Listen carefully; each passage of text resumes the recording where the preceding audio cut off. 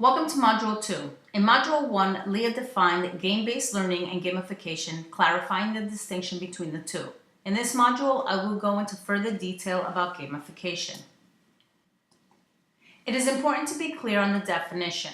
In the earlier days, researchers used game-based learning and gamification interchangeably. While there is now an unambiguous distinction between the two in the literature, many are still using the words interchangeably. As a result, you will frequently find activities being defined as gamification when they are clearly examples of game-based learning. Gamification may be a topic developed and coined in the new millennium, but its roots can be traced back over 100 years. In 1896, S&H Green Stamps was created. Marketers sold stamps to supermarkets, department stores, and gasoline stations who would distribute them to their customers at the checkout line. The customers would collect and redeem them for products from a catalog. In 1979, Mud 1 was created. This multi-user dungeon was the precursor to the massive multi-user online role-playing games such as World of Warcraft. Gamification borrows gaming principles and elements found in these games. In the 1980s, we saw a number of companies create the now ubiquitous reward programs created to encourage customer loyalty. In 1996, Richard Bartle identified 4 personality types of MUD players. First, you have the killers who are there to fight and impose their will on others. These players would find the boss battles found in Classcraft rewarding. Next, you have achievers whose main goal is to get points and level up. When creating a gamification experience for the classroom, these students would benefit from leaderboards and levels. Next, you have the socializers who are interested in the collaborative nature of the gaming experience. Again, if you are creating a gamification experience using online chats and collaborative efforts would target these users. Lastly, you have the explorers who like to discover the mechanics and unique features of the game. One way to reward these players is to include the ability to customize their avatar. In 2007, Bunchbowl created a gamified website to increase the popularity of the sitcom The Office. Users were encouraged to apply for employment at Dunder Mifflin and later engage in corporate challenges. This website was so popular, it received over 8 million page views in 6 weeks. In 2014, M2 Research, a market research and strategic consulting company, predicted that gamification will be a $2.8 billion industry by 2016. Clearly, gamification is a trending topic that is here to stay for a while. But how does it work in education? Let's take a look. In the 2005 technical report, Massive Multiplayer Online Gaming, a research framework for military training and education, Curtis Bonk and Vanessa Denon identified 10 principles found in MMOGs that can be useful when creating gaming experiences for learning. First, we have the achievement principle, which states that learners should be constantly rewarded at each level of gameplay and skill mastery. The amplification of input principle mandates that learners should get out of the experience something greater than they put in.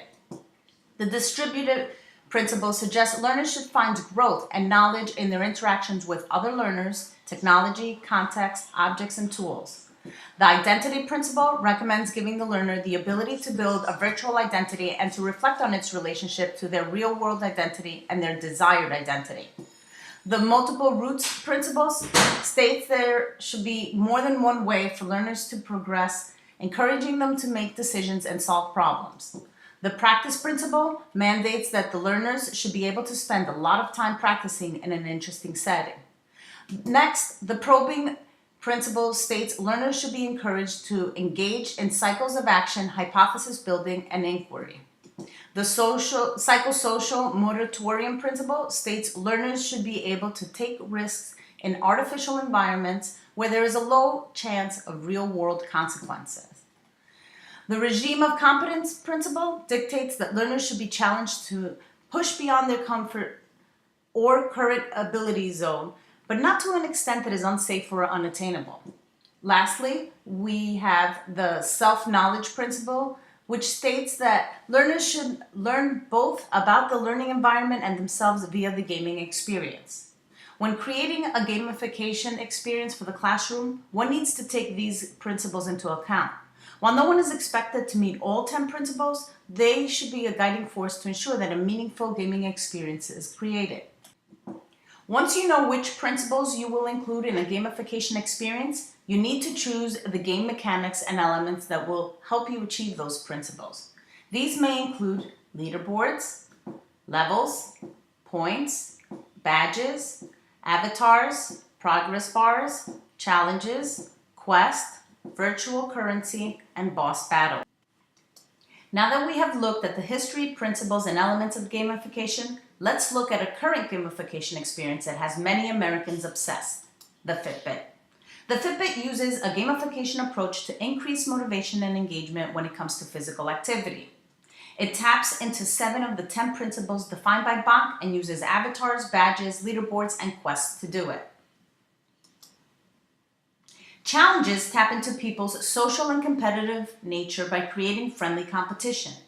It is interesting to note Fitbit has 2 types of challenges. The Work Week Hustle, for example, has you compete head-to-head for the most steps in the allotted time. The Daily Showdown, however, measures success by who outperformed their own performance goals by the most percentage points, allowing friends with varying levels of fitness to compete against each other. The Adventures borrow from the gaming idea of going on quest. These solitary achievements are where people walk the equivalent distance of an iconic trail. Users are frequently rewarded with badges for both daily and lifetime achievements. They also have the ability to see how they measure up against their friends. There are a number of gamification programs used in school today. Khan Academy is an online learning program with built-in gamification elements to motivate its users. Kahoot allows teachers to create a gamifying experience for a given portion of the curriculum. And Classcraft allows the gamification enthusiast to gamify the entire classroom experience. To learn more about Classcraft and earn a badge, watch the Classcraft video. Coming back to our Fitbit example, there are 2 major benefits associated with gamification: increased motivation and engagement. Critics, however, point to a potential drawback that must be considered. Does gamification decrease intrinsic motivation? Given the number of memes created by users that speak to this, dismissing it without further research would be unwise. There is relatively little research in gamification. Therefore, there is a lot to explore.